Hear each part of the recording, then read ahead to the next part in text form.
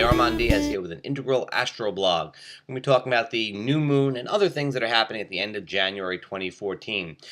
Before I go any further, I want to remind you that if you go to the website integralastrology.net, you can get forecasts, articles, all kinds of stuff for free, and you can sign up for the newsletter. It's good stuff, so you want to stop by there.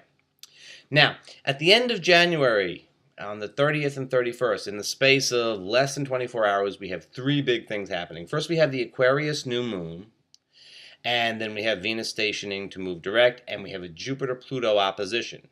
And if you count Mercury going into Pisces, where he's going to retrograde, that's four things.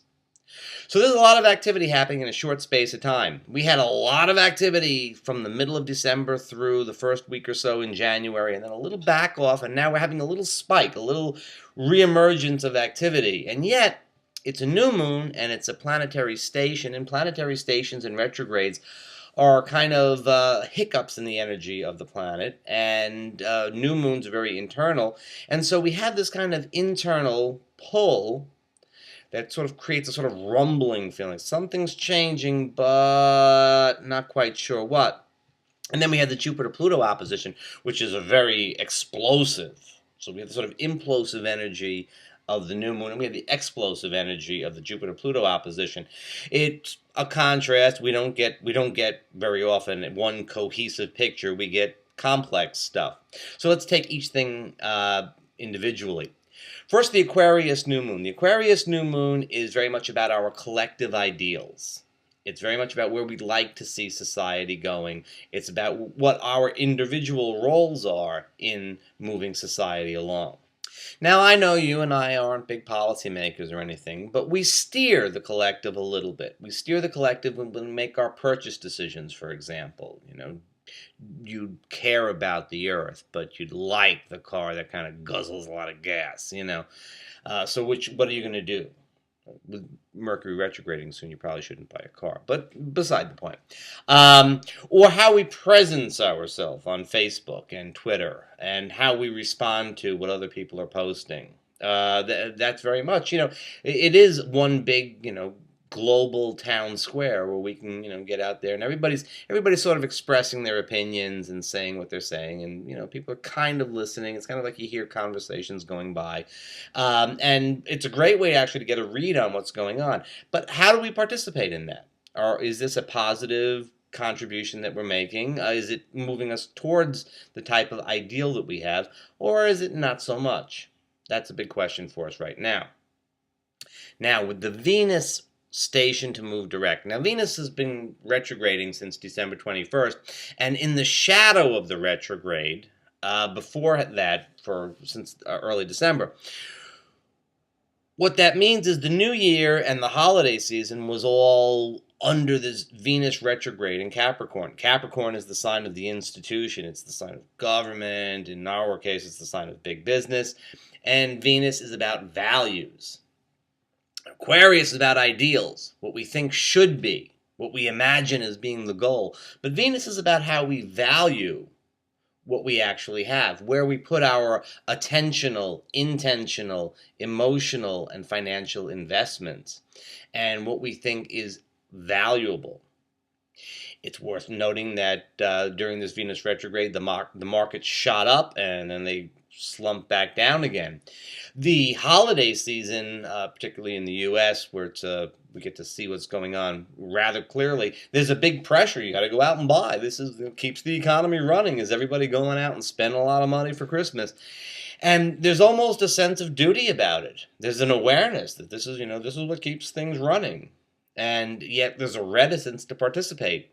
It seemed to be a holiday season that, it was a lot of fun and all that, but it seemed to be one, there was a sense of demand, a sense of duty to perform this, ritual of going out and buying stuff.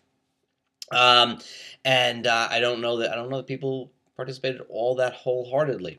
So this Venus retrograde has been about considering the economy, considering the value system that we have, and whether or not it is working for us, and how it matches up perhaps with our ideals. And now that Venus is stationing to move direct, and we can consider our values, at the same time we're setting our goals and ideals, we look to see, do these things match up?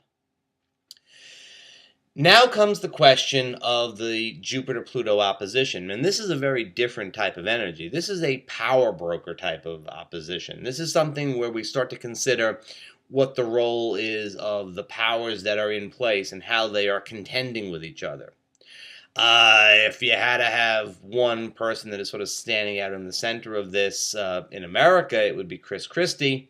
The General Sisi's apparent rise to power in Egypt, and then the big question mark in Thailand are all great examples of the Jupiter-Pluto opposition at work. Unfortunately, the association of Jupiter-Pluto with terrorism is something that it's sort of an ongoing problem in the Middle East anyway, but you can really see a spike in that over the last week or so. The markets taking a real tank in the past week are also related to the Jupiter-Pluto opposition. So what are you going to do? You have the new moon energy saying, wait. You have the Venus station saying, wait. And you have the Jupiter-Pluto opposition saying, you can't wait.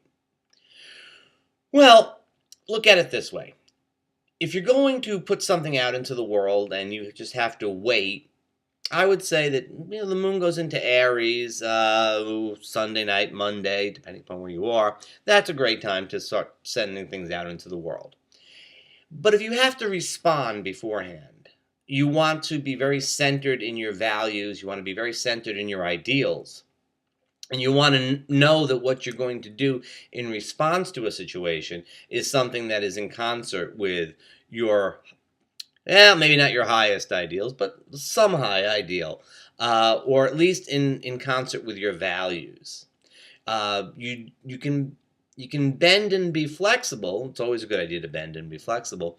But this is also a time when you don't want to get pushed so far off of your center. And Jupiter-Pluto opposition can do that. As it happens out there in the world, we'll see that happening to the power brokers. But as it filters down to us, as that energy also affects us in our individual lives, particularly if you have the Jupiter-Pluto opposition in your natal chart or it's happening on some of the planets in your chart, you have to respond to these things. It becomes very real for you in a personal way. And in that case, there are big forces out there. It's a tidal wave. And so, the question is, how do you keep the ship upright? And so you want to look to your values. You want to look towards really the questions of how you want to live and what you want to do. And this is a big challenge for us. This is a big challenge for us. For some of us, it's going to really hit directly close to home. Others of us will be able to sit on the sidelines and sort of watch what's happening. But even then, you might feel a little bit uneasy. But this is not a time to say, oh my gosh, I'm going to go inside and hide. This is a time to go forward. We've been through the phase where we look and see, and now we're getting very, very ready to go forward. If you have to wait a couple of days, that's not so long.